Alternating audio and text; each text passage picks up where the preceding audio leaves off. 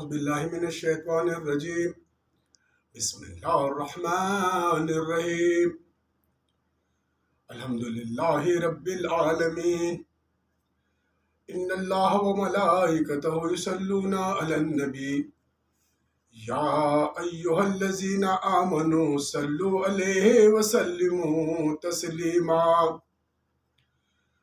اللهم إنا نحن نصلي على سيدنا وشفيعنا وحبيبنا ومولانا محمد مولا الشان ماهي البطلان حاشر الإنسان رحمة للعالمين سيد الأنبياء والمرسلين سراج الأولين والآخرين خاتم النبيين رسول امین شفیع المذنبین الصلاۃ والسلام علی آلہ واہل بیتہ واصحابہ وازواجہ اجمعین برحمتک یا ارحم الراحمین۔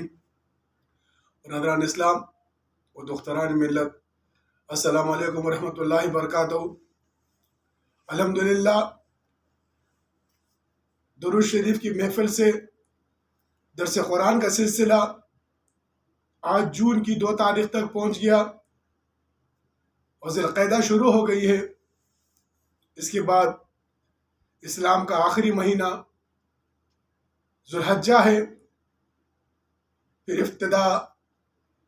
ابتدا اسلام کی محرم سے ہے۔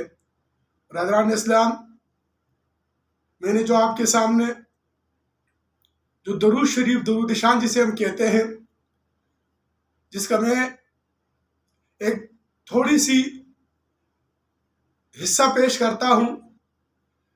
درود شان دراصل اس کے 114 الفاظ ہیں۔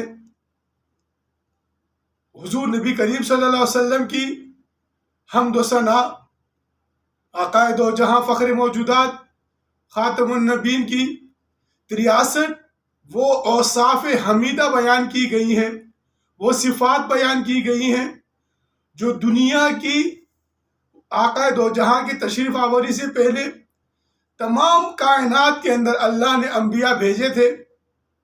ہر زبان میں، ہر قوم میں نبی آیا تھا، اور ہر قوم کی نبی نے اپنی امت کو اللہ کی وحدانیت اور آقا دو جہاں حضرت محمد مصطفیٰ صلی اللہ علیہ وسلم کی بشارت اپنی زبان میں دی۔ ہر ہادی نے اپنی قوم کو ان کی گناہوں سے بچانے کے لیے اس وقت جو ان کے کردار اور اعمال تھے ان کو تنبیہ کی، ان کو اس سے بچایا اور ان کو بتایا کہ آنے والا جو ہادی ہے وہ آخری نبی ہوگا۔ اسی لیے اس میں تقریباً 63 کے قریب حضور نبی کریم صلی اللہ علیہ وسلم کی وہ اوصاف حمیدہ، وہ صفات جو دنیا کی مختلف زبانوں میں موجود ہے۔ اس وقت بھی 7000 سے زیادہ زبانیں، ابھی بھی تقریباً 7400 کے زیادہ 57 زبانیں اس وقت دنیا میں چل رہی ہیں۔ 73 زبانیں پاکستان میں بولی جاتی ہیں۔ کئی زبانیں جس طرح ان کے مذاہب، جس طرح ان کی تہذیبیں ختم ہو گئی، زبانیں بھی ختم ہو گئی، لیکن ہر زبان کے اندر دنیا کی پرانی زبان آپ دیکھ لیں، سنسکرت ہے، تیمل ہے، پشتو ہے، لاطینی ہے، یونانی ہے، فارسی ہے۔ اس کے ہر زبان کے اندر ان کی زبان میں جس طریقے سے ہم کہتے ہیں اردو میں پانی کو پانی کہتے ہیں، لیکن اسی پانی کو پانی نہیں بدلتا، اس کا ٹیسٹ نہیں بدلتا، لیکن اس کو پشتو میں اوبو کہتے ہیں، کوئی ماں کہتا ہے، کوئی آپ کہتا ہے، کوئی واٹر کہتا ہے۔ حضور نبی کریم صلی اللہ علیہ وسلم کی ذات مقدس وہی ہے۔ آپ کو مختلف زبانوں سے آپ کی صفات کو بیان کیا گیا ہے۔ ہر نبی نے، جس طرح میں نے اس سے پہلے عرض کیا، زبور میں داؤد علیہ السلام آپ کی صفات حمیدہ بیان کرتے ہیں، نعت بیان آپ کی صفت میں نعت پڑھا کرتے تھے. اسی طریقے سے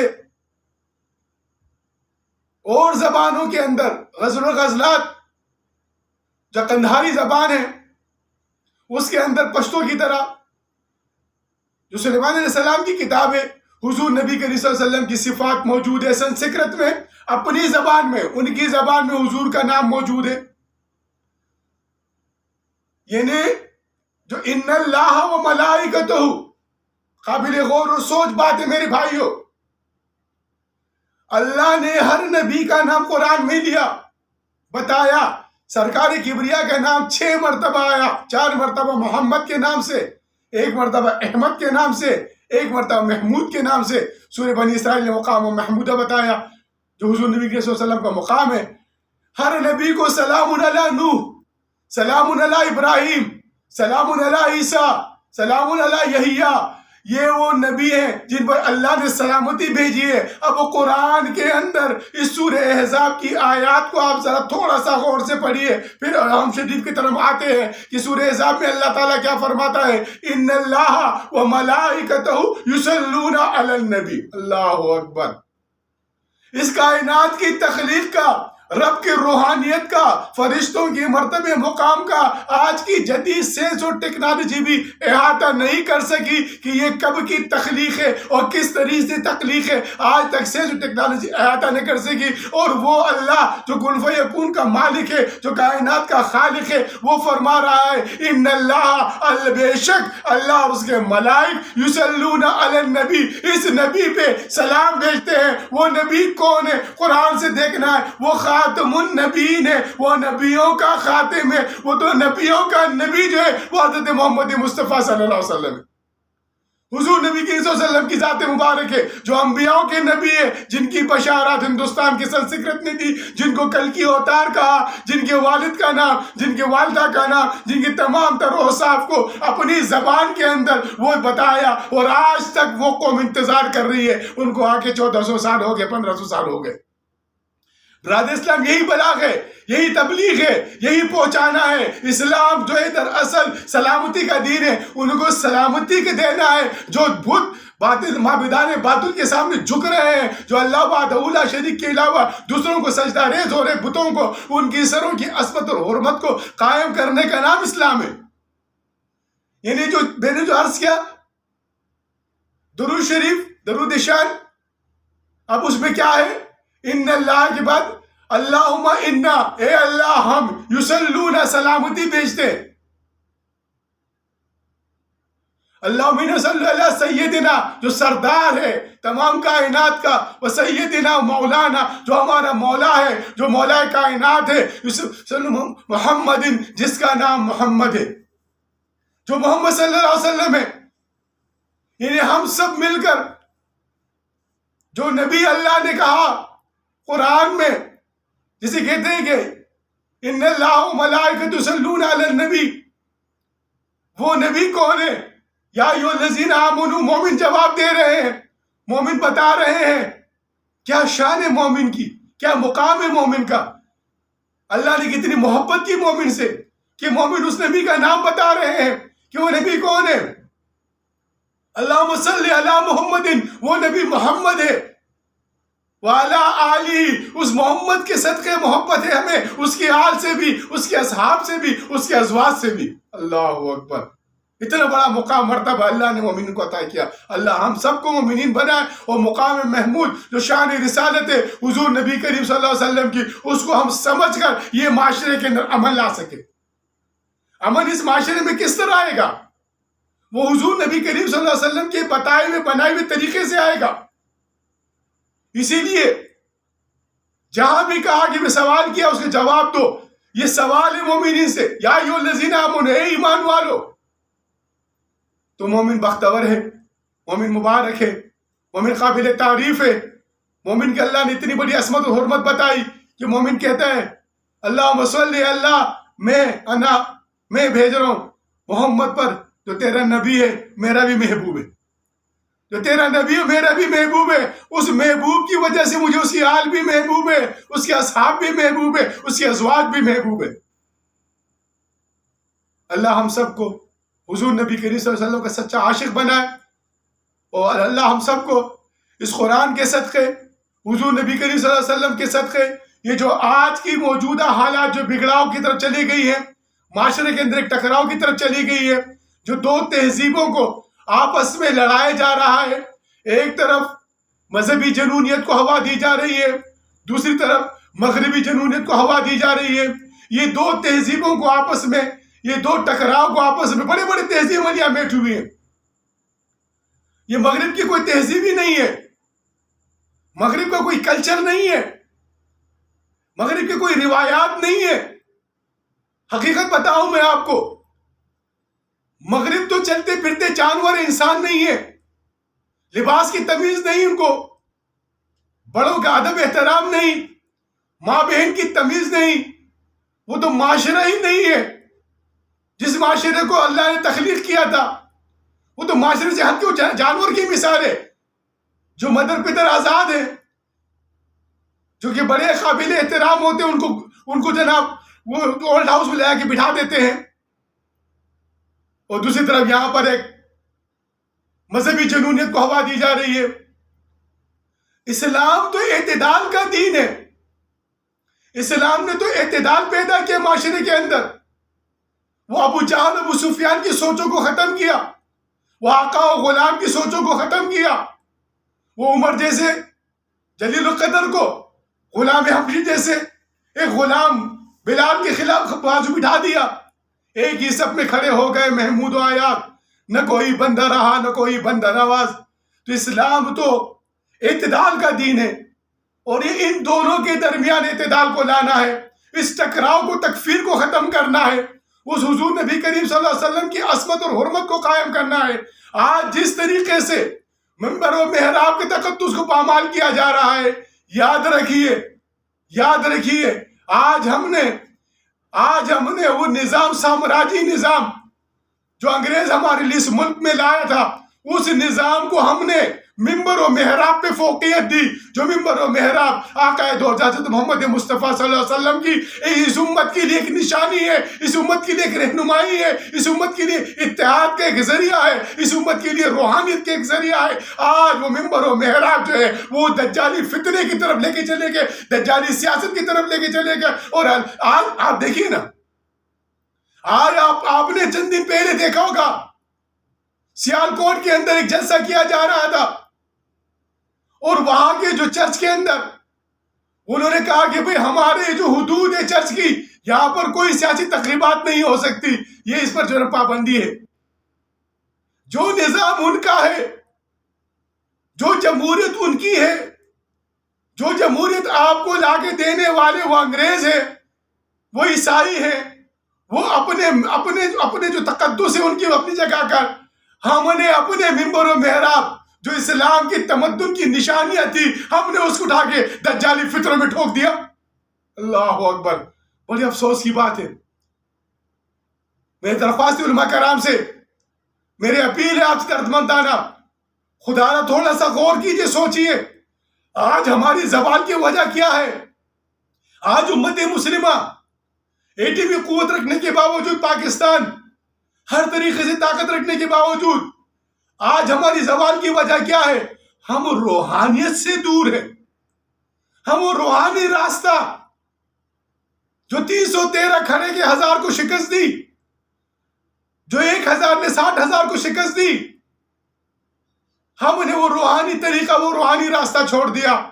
اس کے نتیجے میں دنیا ہم پر حاوی ہو گئی، حب الدنیا کراہت الموت، جیسے کہ حدیث شریف میں آتا ہے، ایک وقت آئے گا امت مسلمہ ایک تال میں پڑی ہوئی ایک گوشت کے مانند ہوگی، جو بھی آئے گا اس سے نوچتے رہے گا، گوشت کھاتے رہے گا۔ اصحابہ کرام نے پوچھا، یا رسول اللہ صلی اللہ علیہ وسلم، کیا ہماری تعداد کم ہو جائے گی، ہم قلیل ہو جائیں گے؟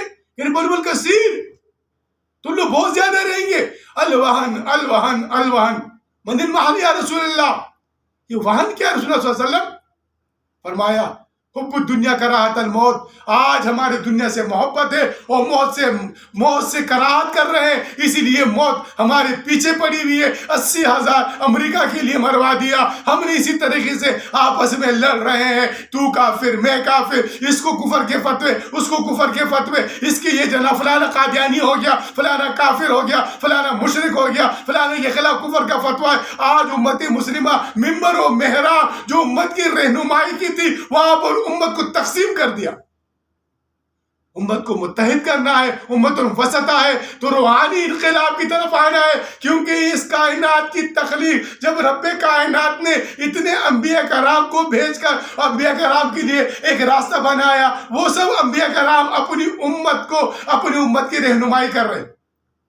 کس کی رہنمائی کر رہے ہیں؟ ان کو گناہوں سے نکال رہے ہیں، ان کو پاک کر رہے ہیں، تزکیہ کر رہے ہیں. ان کو تزکیہ کرنے کے بعد اللہ کے دربار میں پیش کر رہے ہیں. اللہ کے دربار میں پیش کر کے ان کو بشارت دے رہے ہیں کہ آنے والا جو آخری نبی ہے، جو خاتم النبیین ہے، جو ماہی البطلان ہے، جو حاشر الانسان ہے، جو فخر موجودات ہے، وہ حضرت محمد مصطفیٰ صلی اللہ علیہ وسلم ہے. آپ نے سب نے مل کے ہر ایک نبی اپنی امت سے کہہ رہا ہے. ابراہیم علیہ السلام دعا کر رہے ہیں، کعبے کے اوپر کھڑے کے دعا کر رہے مقام ابراہیم پہ کہ اللہ تعالیٰ اس ہادی برحق کو تو میری حال میں بھیج دے. تو وہ ہادی برحق جب آ گیا، جب کائنات کا مالک آ گیا، تو اس کا آخری نبی آ گیا، آپ نے آ کے پھر وہ کون سا نظام رکھا؟ جب اس نے جو نظام رکھا ہے اس کا مطلب کل نظام وہی ہے. پھر جو نظام اس نے رکھا ہے، جو قاضی برحق ہے، جو اس کائنات کے بننے کا مقصد ہے، فخر موجودات ہے، باعث تخلیق کائنات ہے، اس کائنات کے بننے کا جو مقصد ہے، وہ جو وجود مقدس ہے، اگر اس نے ایک نظام رکھا، آپ نے کون سا نظام رکھا؟ پھر وہی نظام رکھا جو اس کائنات کی تخلیق کے وقت اللہ رب العالمین نے حضرت آدم علیہ السلام کو فرمایا میں اپنا خلیفہ بنا رہا ہوں. تو نظام خلافتی دراصل نظام امامت ہے. نظام امامتی دراصل نظام عدل ہے. نظام عدل دراصل انسانیت ہے اور اسلام ہے. آج ہم نے وہ دجالی طاقتیں، وہ جو جمہوریت کے نام پہ جو تقسیم کی طاقتیں ہیں، جو ہم کو تقسیم در تقسیم کر دیا، ایک طرف فرقوں میں تقسیم کر دیا، ایک طرف سیاست میں تقسیم کر دیا. آج ایک دوسرے کے خلاف دست و گریبان ہے، ایک دوسرے کے خلاف لگے ہوئے. کوئی کہتا ہے کہ ملک ٹکڑے ہو جائے گا، کوئی کہتا ہے کہ ایٹمی طاقت ختم ہو جائے گی. اس سے پہلے آپ نے دیکھا میرے بھائیوں اس ملک کے ساتھ کس قدر برا ہوا. یعنی اس ملک میں واحد پاکستان ایٹمی طاقت ہونے کے باوجود ایک ایسے شخص کو لا کر پاکستان کا وزیر اعظم بنا دیا گیا تھا جس کا پاکستان کا اپنا شناختی کارڈ بھی نہیں تھا. پاکستان کا شناختی کارڈ اس شخص کا نہیں تھا. جو شخص پاکستان کا وزیر اعظم بن گیا، وزیر اعظم بننے کے بعد اس کا پاکستانی شناختی کارڈ ایشو کیا جاتا ہے. اللہ اکبر، یہ کیا ہو رہا ہے اس ملک کے ساتھ؟ یہ ملک کس واسطے بنا تھا؟ یہ تو اسلام کی نشات ثانیہ کے واسطے بنا تھا. یہ تو الحمدللہ رب العالمین کے اللہ کے ہم کو قائم کرنے کے واسطے بنا تھا. اس روحانیت کی طرف ہم نے لوٹنا ہے، ہم نے روحانیت کی طرف جانا ہے. حضرت امام مہدی علیہ السلام کے لشکر کے سپاہی بننا ہے. اس ٹکراؤ کو ختم کرنے کا، ان سیاسی انتشار کو ختم کرنے کا قرآنی راستہ موجود ہے. یہ سیاسی ٹکراؤ جو آج ہم کو ایک دوسرے کے خلاف دست گریبان کرا ہوا ہے، آج ہمارے ملک کے اندر صبح واریت کو لا کے ہوا دی جا رہی ہے. اس سے پہلے ایک وزیر اعظم کو شہید کر دیا گیا جو پنڈی کے اندر پورے کا پورا سندھ جناب جلا دیا گیا کہ ہماری بندی تھی. آج ایک صاحب آ کے پختونخوا میں بیٹھ گئے ہیں. یہ کیا صوبائیت ہے؟ ملک کا وزیر اعظم ہو کر صوبائیت کی طرف لائے جا رہے ہیں. ملک کو ٹکڑے کرنے کی طرف لائے جا رہے ہیں. ملک کے اندر جو ہے نا پنجاب اور پختون کی ٹکراؤ بنائی جا رہی ہے. خدا نہ تھوڑی سی اپنی ذات کی سے نکلے، اپنی سیاست سے نکلے، اپنی مفاد سے نکلے. اس ملک کے اندر تحمل سے سیاست کریں، ٹکراؤ کی نہیں. اس ملک کو بنانے کے لیے ہمارے بزرگوں نے قربانیاں دی ہیں. الحمدللہ میرے بزرگ مہاجر تھے، ہندوستان سے آئے تھے. کس لیے آئے تھے پاکستان کو؟ پاکستان کا مطلب کیا؟ لا الہ الا اللہ. اب پاکستان کا مقصد کیا ہے؟ محمد الرسول اللہ ہے. ان بتوں کو توڑ کے اللہ اس کے رسول کے ہم کو قائم کرنا ہے، ہندوستان کو مسلمان کرنا ہے.